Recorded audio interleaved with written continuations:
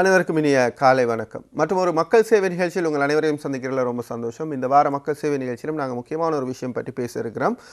மக்கள் சேவை நிகழ்ச்சியில் நாங்கள் சாதாரணமாக மக்கள் தெரிந்து கொள்ள வேண்டிய பல விடயங்கள் பற்றி நாங்கள் பேசியிருக்கிறோம். அதுபோல் மக்கள் விழிப்புணர்வு அடைய வேண்டிய சில விஷயங்கள் பற்றியும் நாங்கள் நிகழ்ச்சியில் பேசியிருக்கோம். அந்த வகையில் இந்த வார மக்கள் சேவை நிகழ்ச்சி மக்களை தெளிவுபடுத்துவதற்கான அல்லது விழிப்புணர்வு அடைய செய்வதற்கான ஒரு நிகழ்ச்சியாக அமையும் அப்படின்னு சொல்லி நாங்கள் நம்புகிறோம். காரணம், நாங்கள் பேச போகிற விஷயமும் அது சம்பந்தமாக பேசுகிறவரும் அந்தளவு முக்கியத்துவமானவர்கள். முக்கியமாக சமூக ஆய்வாளரும் எழுத்தாளரும் சமூக அபிவிருத்தி நிறுவனத்தின் நிறைவேற்று பணிப்பாளராக இருக்கின்ற பேனா முத்துலிங்கம் அவர்களை தான் இந்த வாரம் நாங்கள் மக்கள் சேவைக்காக அழைத்து வந்திருக்கின்றோம். வணக்கம். வணக்கம். இந்த காலை வேளையில் இந்த நிகழ்ச்சியில் கலந்து கொள்வதற்கு முதல்ல எங்களுடைய நன்றியை தெரிவிக்கிறோம். குறிப்பாக மலையக சமூகத்தை பொறுத்த வரைக்கும் அவர்களுக்கான தெளிவுபடுத்தல்கள் இந்த நிகழ்ச்சியினூடாக உள்ளூராட்சி மன்றங்கள், பிரதேச சபை, அதன் மூலமாக செய்யப்படுகின்ற சேவைகள் பற்றியெல்லாம் நாங்கள் விரிவாக இந்த நிகழ்ச்சியில் நாங்கள் பேச இருக்கிறோம். அதுக்கு முதல்ல உங்களை பற்றி நாங்கள் கொஞ்சம் தெரிந்து கொள்ள விரும்புகிறோம். உங்களுடைய தற்போதைய கடமை பணிகள் என்னவாக இருக்கிறது? நிறைவேற்று பணிப்பாளராக இருக்கிறீங்க சமூக அபிவிருத்தி நிறுவனத்தின். அதனோடு இணைந்ததாக உங்களுடைய சமூக செயற்பாடுகளை பற்றியும் உங்களை பற்றியும் கொஞ்சம் சுருக்கமாக. தற்போது நான் எங்களுடைய எங்களுடைய நிர்வாகம் செயல்பாடு என்பது அதில் பிரதானமாக நாங்கள் மக்கள் மத்தியிலே குறிப்பாக இந்த கவர்னன்ஸ் அல்லது நல்லாட்சி அல்லது குட் கவர்னன்ஸ் என்ற பற்றிய ஒரு கல்வி அறிவூட்டல் தான் செய்து கொண்டிருக்கிறோம். அதை தவிர்த்து வேறு ஒன்றும் நாங்கள் செய்வதில்லை.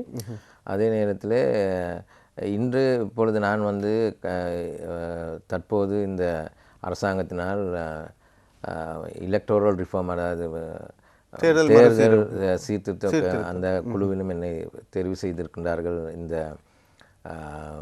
தமிழ் முற்போக்கு கூட்டணி சார்பாக. அது தவிர்த்து நாங்கள் இப்பொழுது செயற்பட்டு கொண்டிருக்கின்ற ஒரு விடயம் என்றால், இப்பொழுது உங்கள் அனைவருக்கும் தெரியும்,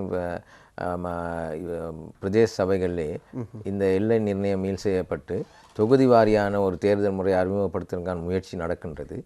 அது தொடர்பாக நாங்கள் மலையக மக்கள் தங்களுடைய தேர்தல் தொகுதி வாரி பிரதிநிதித்துவத்தை எவ்வாறு உறுதி செய்து கொள்வது என்பது தொடர்பான ஒரு மக்கள் மத்தியிலே கலந்துரையாடி அவர்கள் மத்தியிலே அந்த செய்தியை பெற்றுக்கொண்டு அதை அரசுக்கு சமர்ப்பிக்கின்ற ஒரு செயற்பாட்டில் தான் தற்போது நான் ஈடுபாடு கொண்டிருக்கின்றேன்.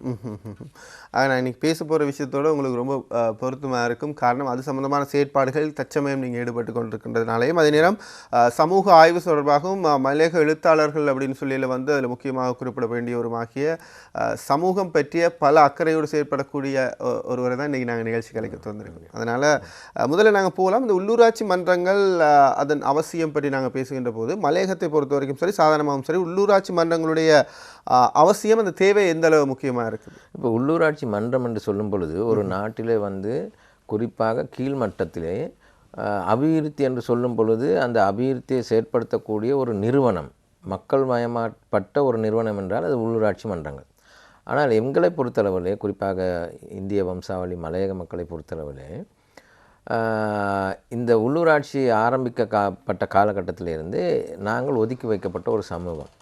காரணம், இந்த உள்ளூராட்சி என்று சொல்லப்படுகின்ற இதற்கு முன்னோடியாக இருந்த கிராம சபைகள் உருவாக்கப்பட்டது 1924ஆம் ஆண்டு.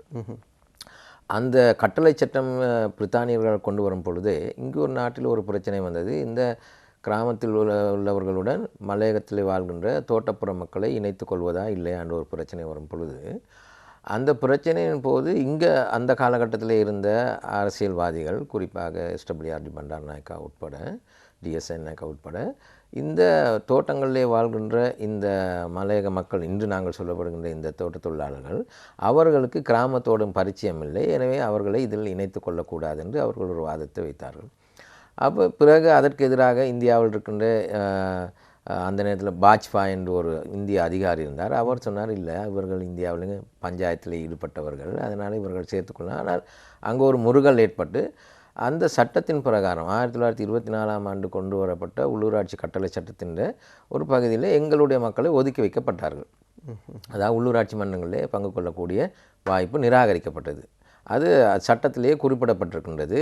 அதில் உள்ளூராட்சி மன்றத்தின் அந்த கட்டளை சட்டத்திலே அப்பொழுது இருந்தது வில்லேஜ் கவுன்சில் என்று சொல்லப்படுகின்றது. அதில் தான் ஒதுக்கி. அதற்கு பிறகு பார்த்தோம் என்றால், பிறகு 1935ஆம் ஆண்டு அதற்கு பின்னாடியும் உள்ளூராட்சி மன்றங்கள் கிராம சபையாக, பட்டின சபையாக, நகர சபையாக, மாநகர சபையாக வரும் பொழுது இந்த மக்கள் தொடர்ச்சியாக ஓரம் கட்டப்பட்டிருந்தனர். உங்களுக்கு தெரியும் 1987ஆம் ஆண்டுக்கு முன்பதாக 1980 81ஆம் ஆண்டு அல்லது 80களில் நான் சரியாக நினைக்கின்றேன், இன்னும் ஒரு சட்டம் கொண்டு வந்து அந்த நாளில் மாவட்ட டிஸ்ட்ரிக்ட் டெவலப்மெண்ட் கவுன்சில் என்று மாவட்ட அபிவிருத்தி சபை என்று அந்த சபையிலும் கூட இவர்கள் அந்த தொடர்ச்சியாக அந்த வில்லேஜ் கவுன்சிலில் இருந்த அது ஒதுக்கப்பட்ட தன்மை அப்படியே கொண்டு வந்தார்கள். அதுக்கு பிறகு 1987ஆம் ஆண்டு பிரேமதாஸ் அவர்கள் காலகட்டத்திலே மீண்டும் ஒரு திருத்த சட்டம் கொண்டு வர பிரதேச சபை, இப்பொழுது நாங்கள் நடைமுறையில் இருக்கின்ற பிரதேச சபை சட்டம் கொண்டு வரப்பட்டது. அந்த பிரதேச சபை சட்டத்திலையும் வந்து என்ன நடந்ததுன்னு சொன்னால், அந்த ஏற்கனவே கிராம சபையில் ஒதுக்கப்பட்ட அந்த மக்கள் தொடர்ச்சியாக ஒதுக்கப்பட்டார்கள். அதன் விளைவு எவ்வாறுன்னு சொன்னால், இன்றைக்கும் இந்த கிராம மட்டத்திலான இந்த பிரதேச சபைகளிலே யாராவது தெரிவு செய்யப்பட்டால் அந்த தெரிவு செய்யப்பட்ட பிரதிநிதிக்கு அந்த தெரிவு செய்யப்பட்ட அந்த சபையில் இருக்கின்ற நிதியை கொண்டு பிரதேச சபை நிதியை கொண்டு அவர்களுக்கு அபிவிருத்தியை மேற்கொள்ள முடியாது. அப்போ இதை நாங்கள் வந்து எவ்வாறு அறிந்து கொண்டோம் என்றால், மாகாண சபை உருவாக்கலுக்கு பிறகு, அதாவது 1987ஆம் ஆண்டு நவம்பர் மாதம் மாகாண சபைக்கான சட்டம் கொண்டு வர, அதற்கு முன்பதாகத்தான் இந்த பிரதேச சபைக்கான சட்டம் கொண்டு வரப்பட்டது. அப்போ அதன் விளைவு மாகாணத்திற்குள்ள வந்த பிறகு முதல் மாகாண சபையிலே பிரச்சனை வந்தது. அந்த நிதியை எவ்வாறு அபிவிருத்திக்கு பயன்படுது மலையக மக்களுக்கு, தோட்டப்புற குடியிருப்புகளுக்கு. அப்பொழுது முதலாவதாக வந்திருந்த திசாநாயக் என்று சொல்லப்படுற சீஃப் மினிஸ்டர், அதாவது முதலமைச்சரே சொன்னால் உங்களுக்கு இதில் பயன்பெறக்கூடிய அதிகாரம் இல்லை என்று. அது பெரிய சர்ச்சையாக வந்து அதுக்கு பிறகு பாராளுமன்றத்தில் இருக்கின்ற அந்த நேரத்தில் இருந்த மலையக அங்கத்தவர்கள் அதை எப்படியோ இல்லை நாங்கள் இது செய்கிறதுக்கு வாய்ப்பு சட்டத்திலே ஒரு மாற்றத்தை கொண்டு வர செய்து கொண்டு போனார்கள். பிறகு 1994ஆம் ஆண்டு பிரதேச சபைக்கான வாய்ப்பு கிடைக்கின்றது. 93ஆம் ஆண்டுக்கு பிறகு அதிலையும் எங்களுடைய பிரதிநிதிகள் முன்வைக்கப்படும் பொழுது பிரதிநிதிகளுக்கு அப்பொழுது தான் முதலாக நான் வந்து இதை ஆய்வு செய்து பார்த்து எங்களுக்கு இதில் அதிகாரம் இல்லை என்று சொல்லி 1994ஆம் ஆண்டு நான் ஒரு கட்டுரை எழுதுகின்றேன். அந்த கட்டுரையில் நான் குறிப்பிடுகிறேன், பிரதேச சபைக்கு நாங்கள் தெரிவு செய்யப்பட்டாலும் மாகாண சபைக்கு தெரிவு செய்யப்பட்டாலும் இந்த பிரதேச உறுப்பினர் அல்லது மாகாண உறுப்பினர் என்ற ரீதியிலே உங்களுக்கு சட்ட ரீதியாக இந்த நிதியை கொண்டு அபிவிருத்தியை மேற்கொள்ள அதிகாரம் இல்லை என்று ஒரு கட்டுரை எழுதின பிறகு அது பெரிய சர்ச்சையை ஏற்படுத்துறது. எங்கள் மலையக மக்கள் பிரதிநிதிகள் இல்லை நாங்கள் இப்படி தான் செய்கிறோம், அவர் எப்படி சொல்ல முடியும் என்று அந்த பிரச்சனையை கொண்டு வந்தார்கள்.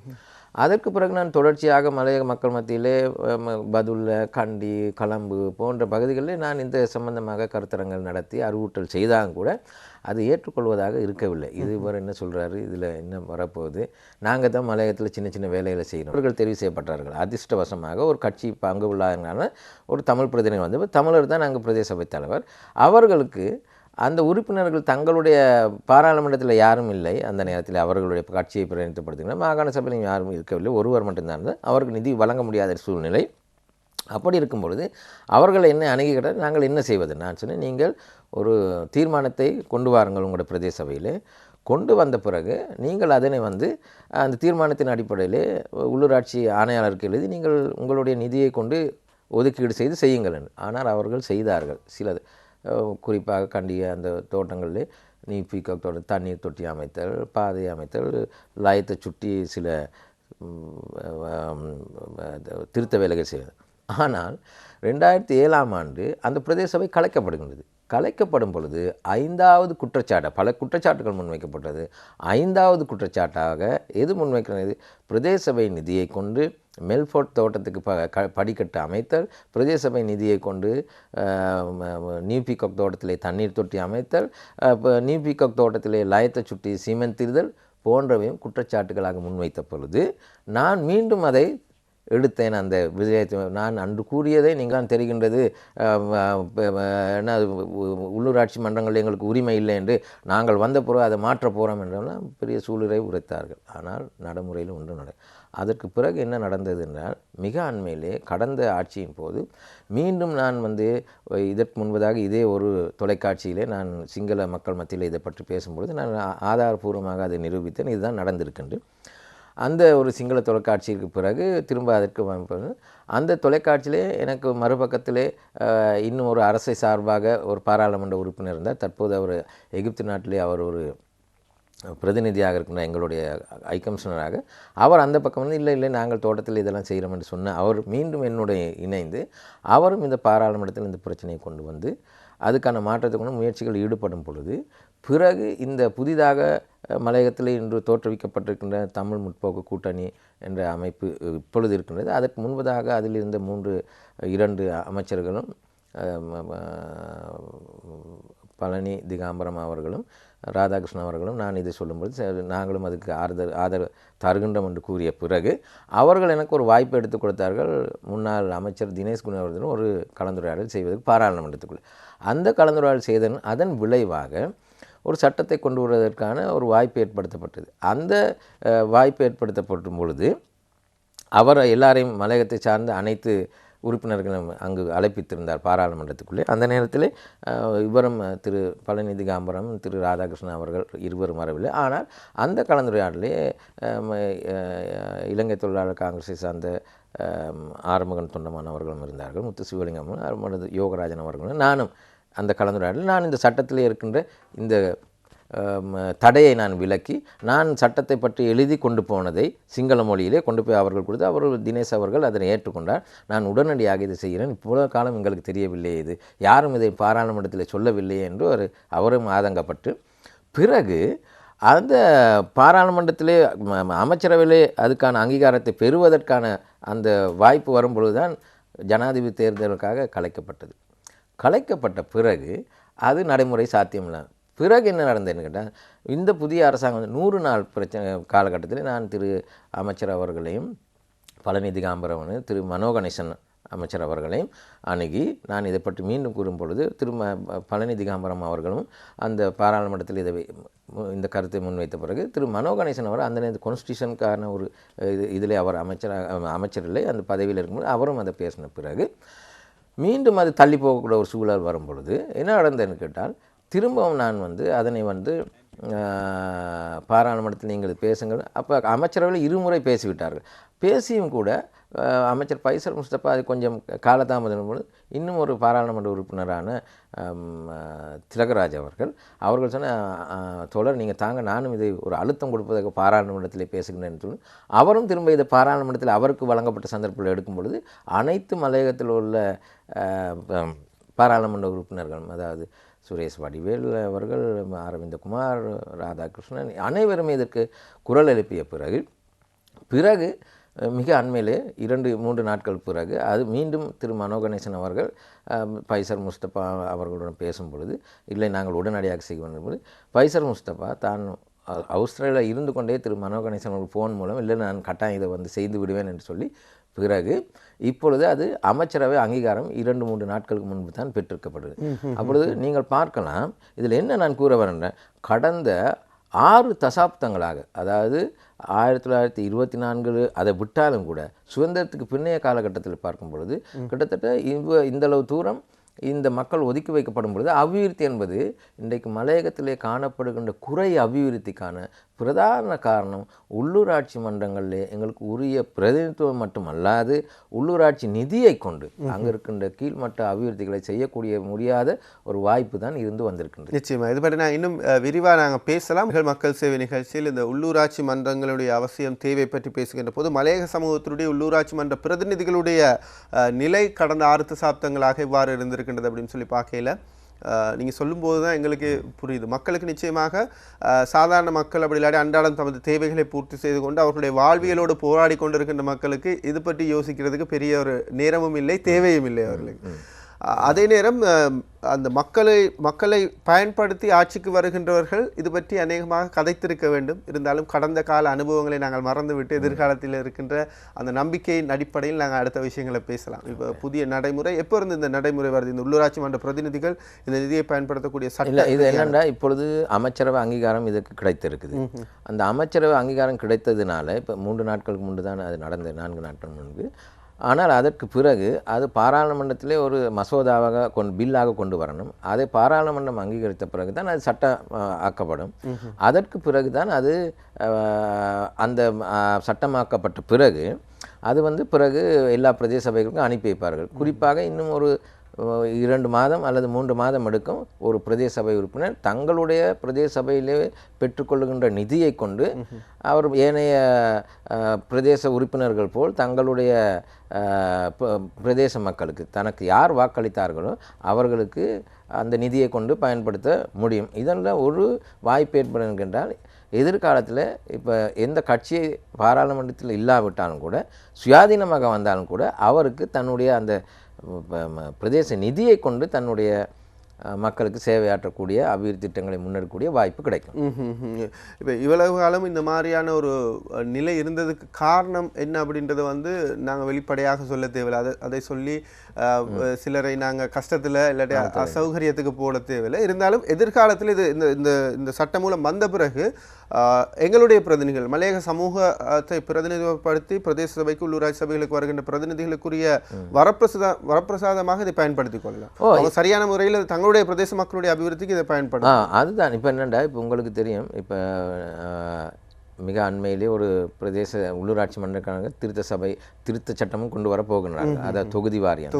ஏன்னா அப்படி வரும் பொழுது இந்த தொகுதி வாரியாக பிரதிநிதித்துவப்படுத்த செல்ல இருக்கின்ற இந்த உறுப்பினர்களுக்கு தாங்கள் எந்த மக்களால் தெரிவு செய்யப்பட்டார்களோ அந்த மக்களுக்கு தங்களுடைய பிரதேசத்தில் இருக்கின்ற அந்த சபையினூடாக பெறுகின்ற நிதியை கொண்டு அவர்கள் சுயாதீனமாக செயல்படக்கூடிய ஒரு வாய்ப்பு ஏற்படும். அதை சரியாக பயன்படுத்தலாம். சாதாரண பிரதேச சபைகளுடைய அதிகாரங்கள் என்னவாக இருக்குது? அவங்களுக்கு என்ன அவங்களுடைய அதிகாரம் இல்லை என்னென்ன மாதிரியான அதிகாரங்கள்? பாராளுமன்றத்துக்கு அடுத்து பிரதேச சபைக்கு தான் அதிக அதிகாரம் இருக்கின்றது. மாகாண சபை இடையில் இருந்தாலும் மாகாண சபை அதை கண்காணிக்கக்கூடிய ஒரு அதிகாரத்தை கொண்டிருந்தாலும் கூட ஒரு பிரதேச சபையிலே இருக்கின்ற சட்டத்தை நீக்குவதற்கு மாகாண சபைக்கு எந்தவித அதிகாரமும் இல்லை. அது ஏற்கனவே இருக்கின்ற மேலதிகமாக அதுக்கு சட்டத்தை கொண்டு வருவதற்கு உதவி பண்ணலாமே ஒழிய பிரதேச சபையில் இருக்கின்ற சட்டத்தை நீக்குவதற்கு மாகாண சபைக்கு அதிகாரம் இல்லை. அப்படி பார்க்கும் பொழுது மத்திய அரசுக்கு அடுத்ததாக கீழ்மட்டத்திலே பிரதேச சபை என்பது அவர்கள் அதாவது ஒரு கருவிலே இருக்கின்ற குழந்தை அது கருவிலே இருந்து அது பிறந்து வளர்ந்து அது கல்லறையை நோக்கி செல்லக்கூடிய காலம் வரைக்கும் அதற்கான அபிவிருத்தி அவர்களுக்கு தேவையான அனைத்து அபிவிருத்தி திட்டங்களையும் பெற்றுக் கொடுக்கின்ற ஒரு அமைப்பு தான் இந்த பிரதேச சபை அல்லது இன்னொரு காலத்தில் நாங்கள் கிராம சபை என்று சொல்லலாம். இப்பொழுது பிரதேச சபை. பிரதேச சபை தான் ஒரு பிரதேசத்திலே அனைத்து அபிவிருத்தி திட்டங்களும் மட்டுமல்லாது இலக்கிய விழாக்கள் அந்த மற்றது அங்கு பாதைகள் அமைத்தல் அது பொது வசதிகள் அனைத்தையும் செய்து அதாவது அனைத்து அதிகாரங்களும் உள்ள ஒரு அமைப்பு தான் இந்த பிரதேசம். அதை சரியாக நாங்கள் பயன்படுத்த எங்களுக்கு வாய்ப்பு கிடைக்கவில்லை. மற்ற பிரதேசங்களில் அதற்கு வாய்ப்பு கிடைக்கும். சாதாரணமாக நாங்கள் நிகழ்ச்சிகளில் பேசும்போதும் சரி இணைய பொதுவான ஒரு கருத்தாகவும் இருக்கிறது. மலையக சமூகம் இன்னும் அபிவிருத்தியை நோக்கி போகணும், ஏனைய சமூகங்களுக்கு விட மலையக சமூகம் கொஞ்சம் குறைவாக இருக்குது அப்படின்னு சொல்லி கவலையோடு சொல்கிறேன்.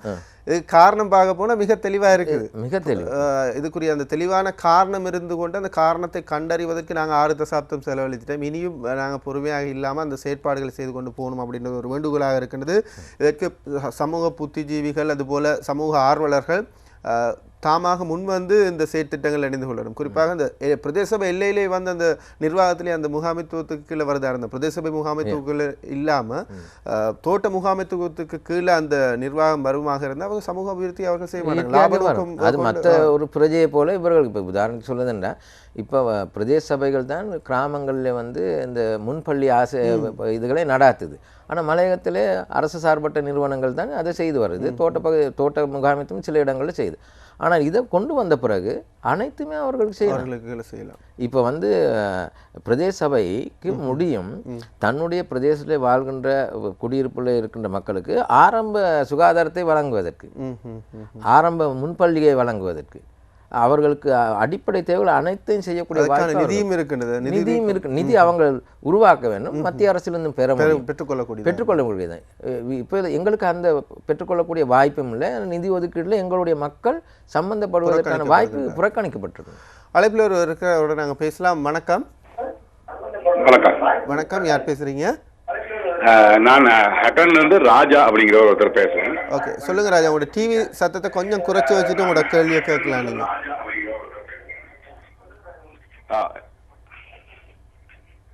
ஆம், கேளுங்க ராஜா. உண்மையில் என்னிடம் ஒரு 3 கேள்விகள் இருக்குது நான் முத்துலிங்கம் அவர்களிடம் கேட்பதற்கு. இந்த தோட்டம் என்ற பதம் நீக்கி கிராமம் என்ற ஒரு பதத்தை நாங்கள் உள்வாங்குவோமாக இருந்தால் அது எங்களுக்கு மேலும் வசதி அளிக்கக்கூடியதாக இருக்குமா? இந்த 33வது இலக்க கட்டளை சட்டம் மாற்றி அமைக்கப்படுவதன் ஊடாக இந்த கிராமம் என்பதன் ஊடாக அல்லது தோட்டம் என்ற பதம் அப்படியே இருப்பது பொருத்தமாக இருக்குமா என்பது முதலாவது கேள்வி.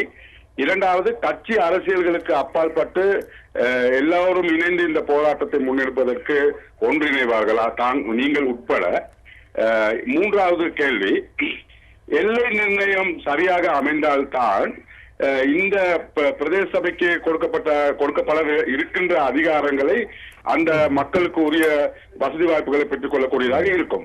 இல்லாவிடின் சிங்கள கிராமங்களும் இந்த பிரதேச சபைக்குள்ளே உள்ளடக்கப்படுகின்ற பொழுது எல்லை நிர்ணயம் தொடர்பாக கவனம் செலுத்தாமல் நாங்கள் போனோமாக இருந்தால் இந்த வசதிகளை பெறக்கூடிய வாய்ப்பு மீண்டும் தோட்டப்புற மக்களுக்கு கிடைக்காமல் போவதற்கு வாய்ப்புகள் இருப்பதாக நம்பப்படுகிறது. இது தொடர்பாக தங்களுடைய கருத்துக்கள் என்ன? நன்றி நன்றி ராஜா. முக்கியமான கேள்வி. நல்ல கேள்வி. நீங்கள் இது இப்போ உங்களுக்கு தெரியணும், இப்போ மறைந்த தொண்டமான் இருக்கும் பொழுது 1990ஆம் ஆண்டு நான் ஆங்கிலத்திலையும் அதாவது லங்கா கார்டியன்லேயும் வீரகேசன்லையும் ஒரு கட்டுரை எழுதியிருந்தேன். அந்த கட்டுரையில் அனைத்து தோட்டங்கள், அதாவது ஒரு தோட்டத்தில் ஒரு டிவிஷன் 250 பேர் இருந்தால் அதை ஒரு கிராமமாக அங்கீகரிக்க செய்யுங்கள் என்று கட்டுரை எழுதிய பிறகு மறைந்த தொண்டமானிடம் ஒரு கலந்துரையாடலையும் நான் நடாத்தினேன். அந்த கலந்துரையாடலே அவர் கூறினார், நீங்கள் சொல்வது உண்மை, அதை நாங்கள் செய்ய வேண்டும். ஆனால் தற்போதைக்கு நாங்கள் இந்த அரச கெடுபிடிகள் உங்களுக்கு தெரியும். முதலாவது நாங்கள் நம்மளுக்கு தமிழிலே பேசக்கூடிய ஒரு கிராம சேவர்களை உருவாக்கி கொள்வோம் என்று அவர் 101 கிராம சேவகரை உருவாக்கினார். அதற்கு பிறகு நான் இதே கருத்தை அந்த நேரத்தில் அதாவது செனவிரத்ன பிரதி அமைச்சராக இருந்தார். அவரிடம் இந்த கருத்தை முன்வைக்கும் பொழுது அது அந்த கலந்துரையாடல் அப்புத்தலையிலே நடந்தது. அந்த அப்புத்தலையில் நடந்த கலந்துரையாடல் சொல்லும்போது அவரும் சொன்னார், நாங்கள் அதை கட்டாயம் செய்வோம். ஆனால் அது நடைமுறையிலே அப்படியே போய்விட்டது. ஒரு கிராமமாக அங்கீகரிக்க செய்வதுங்கிற கருத்து அன்றிலிருந்தே இருக்கின்றது. இன்றைக்கு நீங்கள் கூறியதன்படி இப்போ ஒரு புதிய ஒரு அமைச்சு உருவாக்கப்பட்டிருக்கின்றது. அந்த அமைச்சுக்கும் ஒரு பெயர் இருக்கின்றது, புதிய மலையக கிராமங்க அமைச்சு என்று தான் அதில் இருக்கின்றது. எனவே அது எங்களுக்கு ஒரு வாய்ப்பாக கருது. மற்றபடி நீங்கள் கூறியதன்படி இந்த பிரச்சனையிலே அனைத்து பாராளுமன்ற உறுப்பினர் அனைத்து கட்சிகளும் அதனை ஏற்றுக்கொண்டிருக்கின்றது. இல்லை, எங்களுடைய உரிமைகள் பாதுகாக்கப்பட வேண்டும், உள்ளூராட்சி மன்றங்களிலே நாங்கள் உள்வாங்கப்பட வேண்டும் என்று மாறுபட்ட கருத்து இல்லாமல் அனைவருமே எல்லா கட்சிகளும் மலையது, ஏன்னா இது எல்லாருக்கும் பொதுவானது. அடுத்து நீங்கள் கூறியதன்படி இந்த எல்லை நிர்ணயம் படி இப்பொழுது நாங்கள் இந்த எல்லை நிர்ணயத்துக்கான ஒரு குழுவை உருவாக்கி நாங்கள் இப்பொழுது கலந்துரையாடல் செய்து கொண்டிருக்கின்றோம் எல்லா மாவட்டங்களிலேயுமே. இப்பொழுது நான் குறிப்பிட்ட 15ஆம் தேதிக்கு பிறகு அந்த அந்த அந்த அறிக்கையை ஒன்றை நாங்கள் சமர்ப்பிக்க இருக்கின்றோம். அதே நேரத்தில் மிக அண்மையில் 2-3 நாட்களுக்கு அது கடந்த செவ்வாய்க்கிழமை அன்று நுவரெலியா மாவட்டத்தில் எல்லை நிர்ணயம் தொடர்பாக ஜிஏ அவர்கள் அது அங்கே அரச அதிபர் ஒரு கலந்துரையாடலை அழைத்திருந்தார். அதிலே நான் கலந்து கொண்டிருந்தேன், ஏனைய அரசியல் பிரமுகர்கள். அங்கும் நாங்கள் இந்த கருத்தை முன்வைத்திருக்கின்றோம். இந்த கிராமங்களாக இது அங்கீகரிப்பதுடன் இந்த எல்லை மீள் நிலையத்தில் எங்கள் மக்கள் வரணும். இப்போ அதன்படி நாங்கள் அடையாளம் கண்டிருக்கின்றோம். இப்போ நுவரெலியா மாவட்டத்திலே நான் அன்றைக்கும் பேசணும், அதுக்கு மற்ற அரசியல்வாதிகளும் இருந்தார்கள். இப்பொழுது 10 பிரதேச சபைகள் தான் அவர்கள் சிபாரிசில் இருக்குன்னு நாங்கள் சொன்னோம். 12 எங்களுக்கு தேவையுண்டு. 12 பிரதேச சபை, 12 பிரதேச செயலகங்கள் அப்படி வரும் பொழுது அதே நிலையிலே எங்களுடைய தொகுதியான கிராம வசங்களும் அதிகரிக்கப்பட வேண்டும் என்று நாங்கள் அடையாளம் கண்டு கூறியதை பிறகு அவர்களும் சொன்னார்கள், அரசு அதிபர் நான் இந்த விதந்துரைப்புகளை நான் அரசுக்கு சமர்ப்பினேன். அதே நேரத்தில் நாங்கள் இப்பொழுது அனைத்து பாராளுமன்ற உறுப்பினர்களும் மாகாண சபைகளும் அழுத்தத்தை கொடுத்து வருகின்றோம்.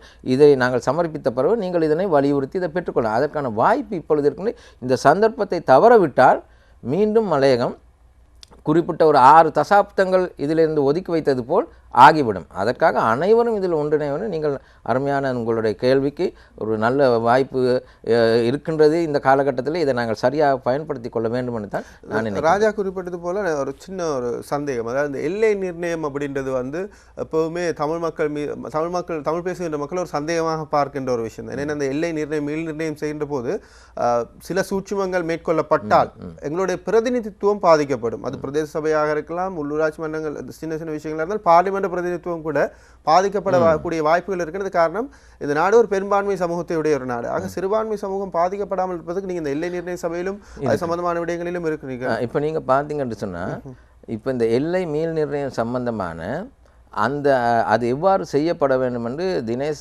அமைச்சராக இருந்த காலகட்டத்திலே ஒரு சட்டம் ஒன்று கொண்டு வரப்பட்டது. நாங்கள் இந்த கேள்விக்கு விரிவான ஒரு விளக்கத்தை உங்களிடம் எதிர்பார்க்கிற காரணத்தினால மக்கள் சேவையோடு இணைந்திருக்கின்றீர்கள்.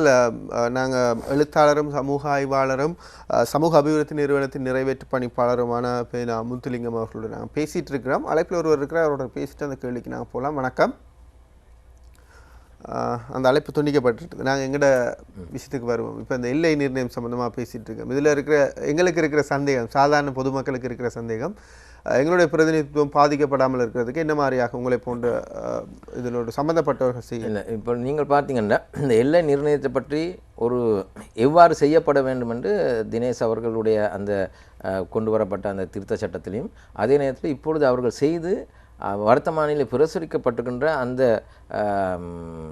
வர்த்தமானியில் பிரசுரிக்கப்பட்டிருக்கின்ற ஒரு விடயம் என்னென்னா, எல்லை நிர்ணயம் செய்யும் பொழுது சிறுபான்மை மக்களின் பிரதிநிதித்துவத்தை பாதிக்காத வகையிலும்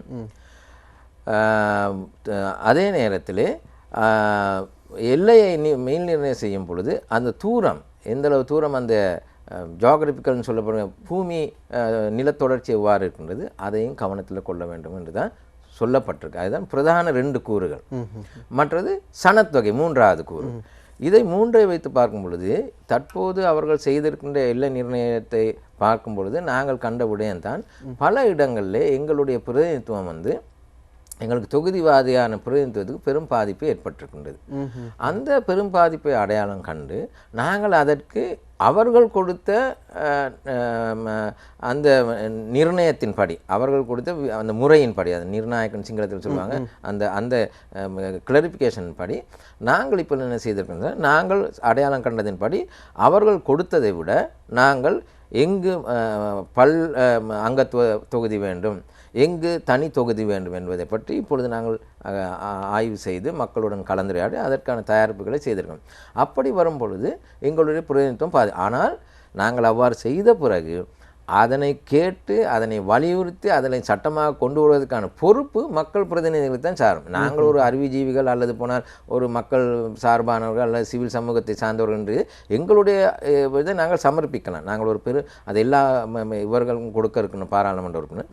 அப்படி கொடுக்கப்படும் பொழுது இப்போ தற்போது நாங்கள் செய்து கொண்டிருக்க இந்த தமிழ் முற்போக்கு கூட்டணி அவர்களுக்காக தான் நாங்கள் செய்து கொண்டிருக்கோம். ஆனால் அது பொதுவானது, அவர்களுக்கென்று நாங்கள் அதை வரையறுக்க விருப்பமில்லை. அது எல்லாருக்கும் பொதுவானது. அனைத்து பாராளுமன்ற உறுப்பினர்களுக்கும் அது சமர்ப்பிக்கும் பொழுது அதுக்கு நாங்கள் இப்போ ஏற்கனவே இப்பொழுது பாராளுமன்றத்தில் இருக்கின்ற மக்கள் விடுதலை முன்னணி உறுப்பினர்களும் கதைத்திருக்கின்றோம். ஏற்கனவே நான் கதைத்திருக்கின்றேன்.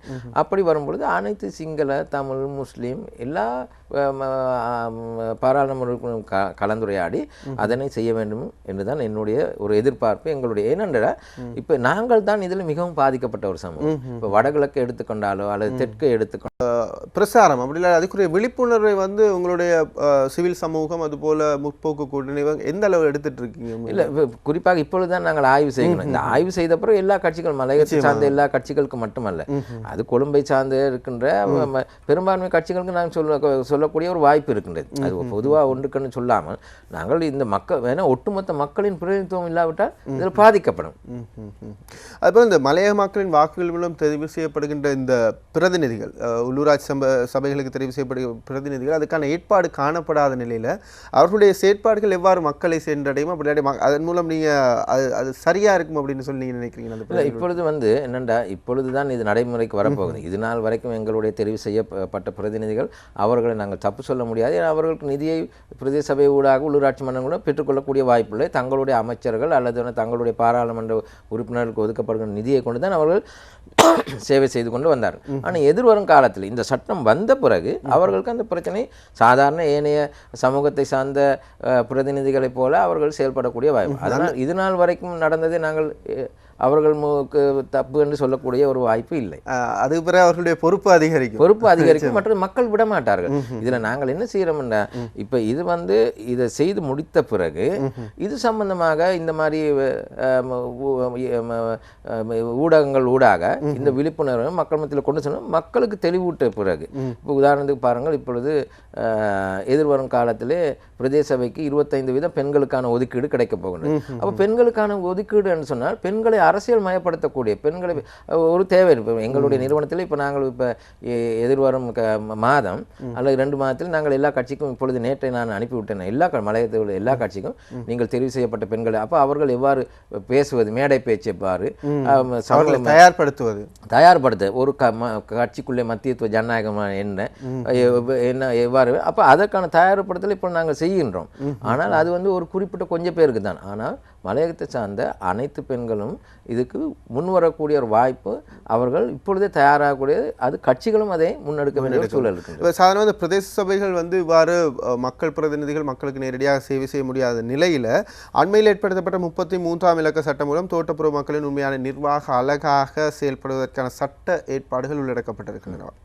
அதில் அந்த சட்ட அழகு உள்வாங்கப்பட்டிருக்குன்னா இப்போ குறிப்பாக சொல்லணும்னா அந்த சட்ட திருத்தத்தை நான் ஆரம்பத்திலும் அதை எழுதியிருந்தேன். பிறகு இப்பொழுது அண்மையிலே பைசல் முஸ்தபா அவர்களுடைய அமைச்சர் திருத்தத்தை அனுப்பியிருந்தார்கள். அதை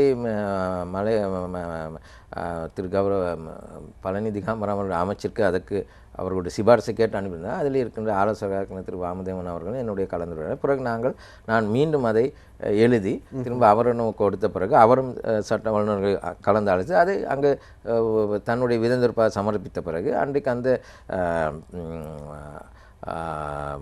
அமைச்சரவை கூட்டத்திலே திரு மனோ கணேசன் அவர்களும் திரு ராதாகிருஷ்ணன் அவர்களும் இருந்திருக்கின்றார்கள். மனோ கணேசன் இதை அழுத்தி இதை நீங்கள் கட்டாயம் செய்ய வேண்டும் என்று சொல்ல அதன்படி அதுக்கான இப்பொழுது இருக்கு. ஆனால் அதையும் கூட நானும் பார்த்து கொண்டிருக்கேன். அது பில்லாக அதை மசோதாக வந்த பிறகு மீண்டும் அதனை பார்க்க வேண்டும். அதில் ஏதும் மாற்றங்கள் செய்யப்பட்டிருக்க நம்ப முடியாது. இல்லை, இந்த சட்டம் மூலம் தொடர்பாக மலையக அரசியல் கட்சிகள் அரசியல் பிரதிநிதிகள் போதிய அளவு அக்கறையாக இருக்கின்றார்கள் அப்படின்னு சொல்லி நீங்க நினைக்கிறீங்களா? நான் நினைக்கின்றேன். இல்லை, எல்லாரும் அக்கறை என்றால் பாராளுமன்றத்தில் எல்லாரும் இதுக்கு அக்கறை இருக்கின்றது என்று அவ்வப்போது அவர்களுடைய அழுத்தங்களை கொடுக்கின்றார்கள். அரசு தான் அதை முன்னெடுக்காமல் இருந்திருக்கின்றது. அவ்வப்போது கொடுத்திருக்கின்றார்கள். நாங்கள் அதனை நாங்கள் அளவீடு சொல்ல முடியாது.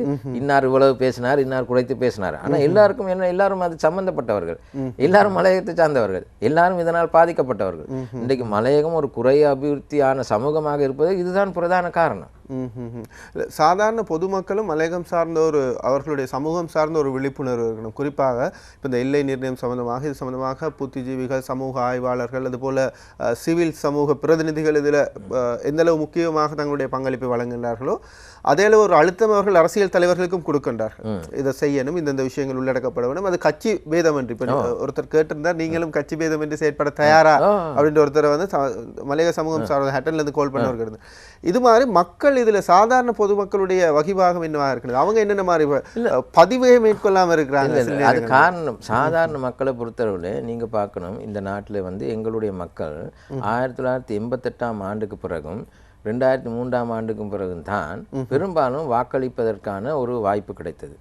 அப்போ நீங்கள் 1924ஆம் ஆண்டிலிருந்து அந்த வில்லேஜ் கவுன்சிலுங்கிற அந்த இதுலேயும் அதுக்கு பிறகு 47ஆம் ஆண்டிலிருந்து இது நாள் வரைக்கும் ஒரு வாக்களித்து கொண்டு வந்த ஒரு சாதாரண கிராமத்து பெண்மணியோ அல்லது தமிழ் பெண்மணியாக இருக்கலாம், முஸ்லீம் பெண்மணியாக இருக்கலாம், சிங்கள பெண்மணியாக இருக்கலாம், அதே மாதிரி ஆண்மகனாகவும் இருக்கலாம், அவருக்குள்ள அனுபவம், அதாவது அரசியலும் நானும் என்ற அனுபவம் மலையகத்தை பொறுத்தவரையில் இல்லை. அப்படி இருக்கும் பொழுது அவர்கள் வெறுமனே 88ஆம் ஆண்டுக்கு பிறகு 94ஆம் ஆண்டுக்கு பிறகு தான் பிரதேச சபைக்கு வாக்களிக்கிறார்கள், தன்னுடைய அமைச்சர்களுக்கு வாக்களிக்கிறார்கள், பாராளுமன்றத்தில். அதோடு அவர்களுடைய பங்களிப்பு முடிந்து விடுகின்றது என்று நினைத்து கொண்டிருக்கின்ற ஒரு காலகட்டம் தான் இது. அப்போ அவர்களுக்கு தெரியாது, நான் சிட்டிசன், அதை நான் பிரஜை என்ற ரீதியில் எனக்கு என்ன உரிமை இருக்கின்றது, என்னால் தெரிவு செய்யப்பட்டவர்களுக்கு நான் எவ்வாறு அழுத்தம் கொடுக்க வேண்டும், என்னால் தெரிவு செய்யப்பட்டவர் எவ்வாறு நான் தண்டிக்கிறதுக்கு எனக்கு சட்டத்தில் இடம் இருக்குன்னு அவருக்கு போதிய அறிவு இல்லை. உதாரணத்துக்கு சொல்வதென்றால் ஒரு சிங்கள கிராமத்து பெண்மணியோ ஒரு தமிழ் கிராமத்து பெண்மணியோ எடுத்தோமென்றால் ஒரு முஸ்லீமோ எலெக்ஷன் நேரத்தில் தேர்தல் நேரத்தில் வரும்பொழுது என்ன சொல்லுவார்கள், அவர்களுக்கு கொடுத்த வாக்குறுதி ఒక ఆపుదెంక ఈలంగా సరే అవి చంది దినవాద కిలో బలం ఉంటుంది. அதே மாதிரி யாழ்ப்பாணம் வரட்டும், நான் பார்க்குறேன், அவர் நான் என்னத்தை செய்தார் எங்களுக்குன்னு கேட்பான். அதே முஸ்லீம் பெண்மணியும் அப்படியே கேட்கும். ஆனால் மலையக பெண்மணி என்ன சொல்லணும்? மலையக ஆண்மகன் என்னதான் இருந்தாலும் நம்ம தலைவர் தானங்க, போட்டு போட்டுருவோம், என்னங்க சரி அவர் செஞ்சுக்கிட்டு போறாரு, அவர் முடிந்த காரியம் அப்படி சொல்லுவாங்க. அது காரணம் என்ன? அவர்கள் ஒரு அரசியல் அறிவு பிரஜையாக மாறவில்லை. சாதாரண பிரஜை, அரசியல் பிரஜை என்பது அவன் தன்னுடைய அன்றாட வாழ்க்கையுடன் நான் தெரிவு செய்கின்ற பிரதிநிதியும் நான் தெரிவு செய்கின்ற தெரிவு செய்த அமைச்சராக வரும்போது அவருடைய பங்களிப்பு என்ன, அவருடைய கடமை என்ன, என்னுடைய அதிகாரம் என்னன்னு தெரிந்து வைத்திருக்கிறார்கள் அனுபவ ரீதியாக. எங்களுக்கு அந்த அனுபவம் கடந்த 6 தசாப்தங்களாக இல்லை. இந்த 94ஆம் ஆண்டுக்கு பிறகு வெறுமனே ஒரு வாக்களிக்கும் ஒரு இயந்திரமாகத்தான் நாங்கள் எங்களுடைய மக்கள் பெரும்பான்மை. ஆனால் இன்று அது மாறி இருக்கின்றது. ஏன்னா படித்த இளைஞர்கள் வந்து விட்டார்கள், நகரத்தில் வேலை செய்கின்றார்கள். அதன் வெளிப்பாடு தான் அண்மைய மாற்றங்கள். அப்போ இன்னும் ஒரு தசாப்தத்துக்குள்ளே எங்களுடைய சமூகம், மலையக சமூகம் ஏனைய சமூகம் சமநடை போடக்கூடிய ஒரு வாய்ப்பு வரும். அதற்கான ஒரு அடிப்படையாகத்தான் இந்த அரசியலிலே ஏற்படுகின்ற மாற்றங்களே எங்களுடைய வகிபாகம், எங்களுடைய வகிபங்கும் அழுத்தமாக இல்லாவிட்டால், குறிப்பாக மலையக சிவில் சமூகம் இதில் அழுத்தம் காட்டாவிட்டால் நாங்கள் எங்களுடைய வாய்ப்பை மீண்டும் தவறவிடும். சாதாரணமாக நீங்கள் சொன்னது மாதிரி நாங்கள் சில சமூக அமைப்புகளும் ஒரு சிலர் சுட்டிக்காட்டி பேர் சொல்லி நாங்கள் சொல்ல விரும்பல, சில ஊடகங்கள் கூட மலையக சமூகம் வந்து அடுத்த இல்லை குறிப்பாக இப்போ என்ன, இப்போ நீங்கள் நாட்டில் ஒரு பெரிய மாற்றம் ஒன்று வந்திருக்கின்றது. இந்த மாற்றத்தின் தாக்கம் இந்த மக்களையும் சென்றடையும். இப்போ இன்றைக்கு வந்து நல்லாட்சி என்று சொல்லும் பொழுது அரசியலமைப்பு சீர்திருத்தத்தை கொண்டு வர முனைகின்றார்கள், தேர்தல் சீர்திருத்த அமைப்பை கொண்டு வர முனைகின்றார்கள். இப்போ இந்த தாக்கம் மலையகத்தை சார்ந்த கட்சிகளையும் சென்றடையும். கட்சிகளுக்குள்ளே ஜனநாயகம் வரும், கட்சிகளுக்குள்ளே தலைமைகள் மாறக்கூடிய வாய்ப்பு வரும், கட்சிகளுக்குள்ளே இளம் தலைமைகளுக்கு வாய்ப்பு வரும். உதாரணத்துக்கு 25% பெண்களுக்கு ஒதுக்கின்றாருங்கன்னா விரும்பியோ விரும்பாமல், உங்களுக்கு சொல்வதற்கென்றால் கடந்த தேர்தலுக்கு முன்னைய பிரதேச சபை தேர்தலிலே நான் பத்திரிகைகளிலையும் ஊடகத்திலையும், எங்களுடைய நிறுவனத்தை சார்ந்த ஒரு பெண்மணி வந்து ஊடகத்திலையும் பேசினார்கள், அதை இன்னொரு எலக்ட்ரானிக் ஊடகத்திலே. அதில் வந்து பெண்களுக்கு வாய்ப்பு அளிங்கள். அப்பொழுது நாங்கள் எல்லா கட்சிகளுக்கும் கடிதம் அனுப்பி பெண்களுக்கு வாய்ப்பு அளிக்கும்போது பிரதேச சபைக்கு கூறணும். 23 பேருக்கு தான் வாய்ப்பு கிடைத்தது. ஆனால் போட்டியிட்டால் அவர்கள் ஒருவரும் வெல்ல முடியாது, வெற்றி பெறவில்லை, மக்களும் வாக்களிக்கவில்லை, அவர்களுக்கு உரிய வாய்ப்பும் கொடுக்கவில்லை கட்சிக்குள்ளே. அதான் உண்மை. அப்படி இருக்கும் பொழுது இன்று அதுக்கான சட்டம் வரப்போகுண்டு. 25 பேர் கட்டாயம் 25% பிரதிநிதித்துவம் பிரதேச சபையில் இருக்க வேண்டும். மக்கள் சேவை நிகழ்ச்சியோடு இணைந்து கொண்டிருக்கின்றீர்கள். சாதாரணமாக உலகம் மாறிக்கொண்டிருக்கின்ற சந்தர்ப்பத்தில் உலகத்தோடு இணைந்து நாடு மாற வேண்டும். நாடு மாற்றம் அடைந்து கொண்டு வருகின்ற சந்தர்ப்பத்தில் அந்த நாட்டினுடைய மாற்றம் ஏனைய சமூகங்களுடைய மாற்றத்தோடு சேர்ந்து சமூக மாற்றம், பிரதேச மாற்றம் எல்லாம் நடக்கணும். இது எல்லாத்துக்குமான ஒரு ஆரம்ப நடவடிக்கைகள் நடந்துட்டு இருக்கு. அரசியல் ரீதியாகவும் சரி, சமூக சிவில் ரீதியாக முன்னெடுக்கப்படுகின்ற விடயங்களாகவும் சரி, மக்களுடைய நிலைப்பாடும் அந்த மனங்களும் மாற்றம் அடைய வேண்டும். அவர்களுடைய பங்களிப்பும் இதில் இருக்க வேண்டும். அவர்களுடைய உரிமையை முதல் அவர்கள் தெரிந்து கொள்ள வேண்டும். அதுக்காக தான் இந்த நிகழ்ச்சியில் சில விஷயங்கள் நாம் பேசிட்டு இருக்கோம். பெண்களுடைய பிரதிநிதித்துவம் பற்றி பேசிட்டு இருந்தோம். இப்போ நான் ஏற்கனவே கூறியதன்படி இப்போ பெண்களுடைய பிரதிநிதித்துவத்தை பல இடங்களில் பேசுகிறாங்க. இப்போ இந்தியாவிலையும் இப்போ உங்களுக்கு தெரியும், இப்போ பஞ்சாயத்திலேயே அல்லது போன பாராளுமன்றத்தில் 25% ஒதுக்கிடுவார். இப்போ இலங்கையிலே இப்பொழுது இதை பற்றிய இந்த கருத்து ஏற்கனவே பல முறை வந்திருக்கின்றது. சில பெண்கள் அமைப்புகள், கட்சிகள் பாராளுமன்றத்தில் இது பற்றியாக பேச. ஆனால் இப்பொழுது என்னென்ன, இப்போ பிரதம மந்திரி அவர்களும் கூறுங்க, நாங்கள் கட்டாயம் 25% பிரதிநிதித்துவப்படுத்தக்கூடிய வகையில் சட்டம் கொண்டு வரும். அந்த சட்டம் இன்னும் ஒரு சில நாட்களில் வந்த பிறகு என்ன நடக்கும்? கட்சிகள் விரும்பினாலும் விரும்பாவிட்டாலும் தங்களுடைய கட்சிகளிலே வேட்பாளராக பெண்களை நியமிக்க வேண்டும். நியமித்த பிறகு அவர்கள் வெற்றியையும் உறுதி செய்ய வேண்டிய நிலை. அப்போ இதில் மக்கள், குறிப்பாக பெண்கள் தான் வாக்களிப்பவர்களே அதிகமாக இருக்கின்றனர். அந்த பெண்களும் தீர்மானிக்கணும். எங்களுடைய பிரதிநிதிகள், அதாவது ஆண்களை நான் பிரதிநிதிகள் இல்லை என்று கூறவில்லை, ஆனால் பெண் பிரதிநிதித்துவத்தை அதிகரிப்பதற்கு அவர்கள் வாக்களிக்க முன்வர இது வந்து உத்தரவாதம் செய்யப்படுகின்றது சட்ட ரீதியாக. அப்போ விரும்பிய விரும்பாமல் ஒரு பெண் தேவை. அப்போ மலையகத்தை பொறுத்தவரை மட்டுமல்ல, ஒட்டுமொத்தமாக இலங்கையை பொறுத்தவரை இனி பெண்கள் 25% பிரதேச சபைகளிலேயோ அல்லது உள்ளூராட்சி மன்றங்களிலே பிரதிநிதித்துவம் செய்ய வேண்டும். அது மாகாண சபைக்கும் வரும், பிறகு பாராளுமன்றத்துக்கும் வரும். அப்படி வரும் பொழுது அந்த பெண்கள் அரசியலிலே தெளிவு பெற்றவர்களாகவும் அரசியலுக்கு அறிவு பெற்றவர்களாகவும் இப்பொழுது இருக்க வேண்டும். அதற்கு சிவில் சமூகமும் அந்த கட்சிகளும் அவர்களுக்கான வாய்ப்பை பெற்றுக் கொடுக்க வேண்டும். அப்போ இப்போ தவிர்க்க முடியாத ஒரு சூழல் வருகின்றது.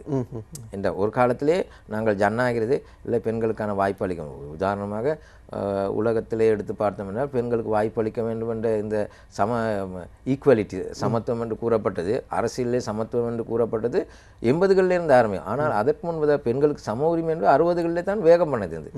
ஆனால் உங்களுக்கு தெரியும், பெண்களுக்கான ஒரு சர்வதேச தினத்தை மார்ச் 8 பெண்கள் தினம் என்பதை ஐக்கிய நாடுகள் சபை அங்கீகரிப்பதற்கு 1975ஆம் ஆண்டு தான். அப்போ அது ஒரு வரலாற்று போக்கு. அது இன்றைக்கு அந்த வாய்ப்பு கிடைத்திருக்கின்றது. அதை மலையக பெண்களும் சரியாக பயன்படுத்திக் கொள்ள வேண்டும். அவ்வாறு அவர்கள் பயன்படுத்திக் கொள்ள தயாராகவிட்டால் அந்த ஏனைய பெண்களுடன், நாட்டின் ஏனைய பெண்களுடன் அவர்கள் சமநடை போட முடியாது. எனவே அதற்கான வாய்ப்பு இன்றைக்கு இது ஒரு நிலை மாற்று அல்லது நிலை மாற்று நீதி என்று சொல்ல, டிரான்சிஷனல் ஜஸ்டிஸ், அதுக்கான ஒரு வாய்ப்பு.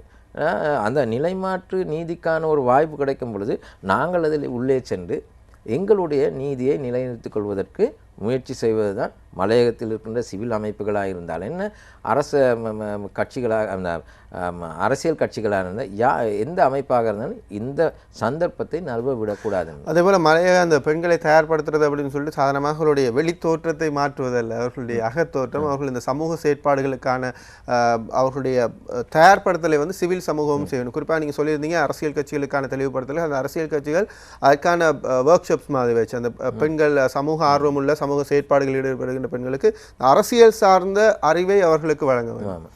இப்போ அது மட்டும் இல்லை, இப்போ நீங்கள் பார்த்தீங்கன்னா இன்றைக்கு மலையகத்தில் படித்த பெண்கள் நிறைய பேர் வந்துட்டாங்க. இப்போ ஆசிரியர் தொழிலில் நிறைய பேர் இருக்கின்றார்கள். அதே நேரத்தில் அரசு தொழில்களும் இருக்கின்றார்கள், பெண்கள் இருக்கின்றார்கள். அந்த பெண்களும் நினைக்க நான் என்னுடைய குடும்பத்துக்கு சேவையாற்றுவதன் போல் சமூகத்துக்காக சேவை ஒரு குறிப்பிட்ட நேரத்தை நான் அதற்காக அர்ப்பணிக்க தயாராக வேண்டும். அவர்கள் இப்பொழுதே தீர்மானிக்க வேண்டும். என்ற மலையகத்தில் இப்பொழுது படித்த பெண்கள் இல்லை என்று சொல்ல முடியாது. இப்போ என்னை பொறுத்தளவிலே மலையகத்திலே இப்போ தொழிற்சங்கத்திலே பார்க்கும் பொழுது 8ஆம் வகுப்பு 10ஆம் வகுப்பு படித்தவர்கள்லாம் இருக்கின்றார்கள். அது படிப்பு மட்டும் அவசியம் இல்லை அரசியலுக்கு. உங்களுக்கு தெரியும், பல மேதைகள் இருக்கின்றார்கள், 3ஆம் படித்தவர்கள் தான் அரசியல். அரசியல் 3ஆம் கல்வியை பெற்றுக்கொண்டு அரசியலில் அவர்கள் ஜம்பாவனாக வந்திருக்கின்றார். ஏன் பெண்களுக்கு முடியாது? இப்பொழுது படித்த பெண்கள் மலையகத்தில் அதிகமாக இருக்கின்றனர். இப்பொழுது மலையகத்தில் கல்வி கற்கும் பெண்களிலே ஆண்களையும் சிறுவர்களை ஒப்பிடும் பொழுது பெண்களின் கல்வி அதிகரித்திருக்கின்றது. எனவே அது வாய்ப்பு எங்களுக்கு இருக்கின்றது. அந்த வாய்ப்பை பெற்றுக்கொள்வதற்கு இவர்களும் முன் வந்து செயல்படும். அதுபோல் நிகழ்ச்சி நிறைவு செய்கிற நேரம் நெருங்கி கொண்டிருக்கிறது. இந்த எல்லை நிர்ணயம் சம்பந்தமான தொடர்ச்சியான பேச்சுகள் நடந்துட்டு அரசியல் கட்சிகள் மத்தியிலும் சரி, இப்போது மக்கள் மத்தியிலும் அது சம்பந்தமான பேச்சுகள் வந்துட்டு இருக்கு. எல்லை நிர்ணயம் சம்பந்தமாக உங்களுடைய நிலைப்பாட்டை நான் தெரிஞ்சு கொள்ள விரும்புகிறேன். இல்லை, இப்போ இந்த எல்லை நிர்ணய நிலைப்பாடு என்பது இப்பொழுது எங்களுடைய ஆய்வின்படி நாங்கள் செய்திருக்கிறபடி பார்த்தால், இப்போ குறிப்பாக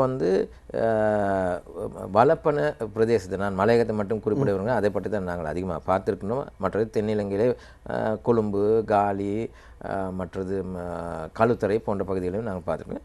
எல்லா இடத்திலையும் பார்க்கும் பொழுது இந்த எல்லை நிர்ணயத்தில் சில இடங்களில் சரியாக செய்திருக்கின்றார்கள். உதாரணத்துக்கு வலப்பன, கொத்மலை இந்த பகுதிகளிலே சரியாக இந்த பல அங்கத்தவர்கள் அல்லது தனி அங்கத்தவர் தொகுதிகளை அவர் சில இடங்களிலே அது அவ்வாறு செய்யப்படலை. அதற்கு மிகவும் நெருக்கடியானது என்னன்னு கேட்டால், நுவரெலியா பிரதேச சபை, மற்றது அம்பகமுவ பிரதேச சபை, இவையிலே ஏன்னா சனத்தொகை அதிகம், நிலப்பரப்பு பெரிது, அதே நேரத்தில் இருப்பது ஒரே ஒரு பிரதேச சபை.